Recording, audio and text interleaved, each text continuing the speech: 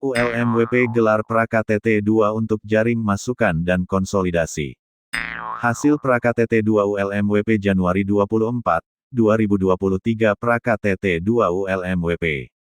Panitia Pelaksanaan Konferensi Tingkat Tinggi 2 United Liberation Movement for West Papua atau ULMWP menggelar jumpa pers di Jayapura, Senin, tanggal 23 Januari tahun 2023, Jubi Islami, Adi Subrata.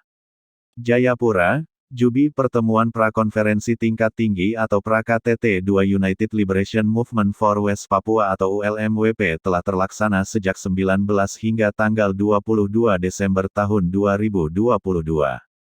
Pertemuan itu digelar sebagai ruang tambahan guna memastikan semua kelompok yang terafiliasi maupun tidak terafiliasi dengan ULMWP, maupun sejumlah orang perorangan, dapat menyampaikan secara terbuka pandangan mereka terhadap ULMWP. Pra-KTT2 ULMWP juga digelar demi mewujudkan rekonsiliasi dan persatuan yang lebih luas. Hal itu dinyatakan Wakil Ketua Panitia KTT2 ULMWP, Delius Tabuni saat menggelar keterangan pers di Kota Jayapura, Senin, tanggal 23 Januari tahun 2023. Tabuni mengatakan forum itu terlaksana dengan dukungan dan kehadiran pimpinan ULMWP, Dewan Gereja Papua, Dewan Adat Papua, serta sejumlah organisasi gerakan yang terafiliasi maupun tidak terafiliasi dengan ULMWP. Sebagian peserta yang bertempat tinggal di luar Papua dan luar negeri berpartisipasi melalui pertemuan daring, kata Delius Tabuni. Tabuni menjelaskan dalam pertemuan itu pimpinan ULMWP dan perwakilan 3 organisasi pendiri menyampaikan pandangan dan catatan perjalanan ULMWP sejak didirikan. Paparan itu memberi pencerahan dan menjadi panduan bagi sebagian besar peserta, terutama mereka yang berasal dari organisasi yang tidak terafiliasi dengan ULMWP. Pada akhir proses pertemuan pra-KTT, selama 3 hari, para peserta menuangkan komitmen mereka dalam nota kesepahaman dan komunike bersama yang ditandatangani perwakilan organisasi masing-masing, katanya. Dia menjelaskan output pertemuan pra-KTT2 ULMWP itu dirangkum oleh tim perumus, lalu diserahkan sebagai laporan panitia pelaksana KTT kepada pimpinan ULMWP. Laporan itu akan dibahas sebagai draft agenda KTT. Panitia menyampaikan terima kasih dan penghargaan yang tinggi kepada semua unsur pimpinan ULMWP, Dewan Gereja Papua, Dewan Adat Papua, pimpinan organisasi terafiliasi ULMWP, pimpinan organisasi yang tidak terafiliasi ULMWP, Tuan Ralph Regenvanu, serta para pejuang dan simpatisan perjuangan Papua di Indonesia, Papua Nugini, Amerika Serikat, Australia, dan Belanda yang telah memberikan catatan kritis dan pemikiran yang progresif. Juga perorangan atas dukungan dan partisipasinya selama pertemuan pra-KTT2 berlangsung, kata Tabuni. Ia berharap saran dan pemikiran yang mengalir dan terangkum selama pertemuan pra-KTT2 itu dapat diterima dan berguna untuk penguatan kelembagaan ULMWP. Berbagai saran dan masukan itu akan memboboti konferensi tingkat tinggi 2 ULMWP yang akan dilaksanakan dalam waktu dekat, tambahnya. Sekretaris Panitia KTT2 ULMWP, Willem Rumasep mengatakan pelaksanaan pra-KTT2 ULMWP itu menindaklanjuti amanat konstitusi ULMWP tahun 2017 yang memandatkan pelaksanaan reorganisasi secara periodik.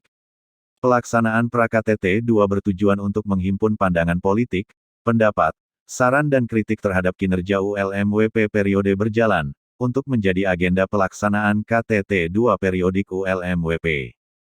Melalui forum pra-KTT2 ULMWP yang dihadiri oleh 24 organisasi terafiliasi dan tidak afiliasi ULMWP, serta sejumlah organisasi, individu dan para pemimpin yang berpartisipasi secara daring dan luring, kami menyepakati beberapa pokok penting yang perlu dijadikan sebagai agenda pembahasan dalam pelaksanaan KTT2 periodik ULMWP, kata Rumasep.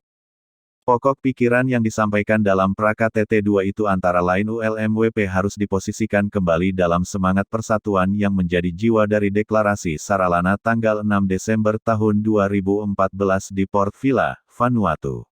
ULMWP harus menjadi wadah koordinatif yang menghimpun semua organisasi gerakan pembebasan Papua yang berjuang untuk mencapai kemerdekaan politik. Oleh karena itu, ULMWP harus membuka diri untuk mengakomodir semua organisasi perlawanan. ULMWP juga perlu mempersiapkan format organisasi yang mampu memberikan tugas, peran, dan fungsi kepada semua organisasi perjuangan pembebasan rakyat Papua Barat, sehingga memberdayakan semua potensi yang dimiliki oleh setiap organisasi perjuangan. Sebagai wadah koordinatif, ULMWP wajib menerima berbagai perbedaan pendapat di antara organisasi perlawanan untuk dikelola menjadi sinergi yang dapat mendorong tercapainya cita-cita pembebasan nasional bangsa Papua Barat.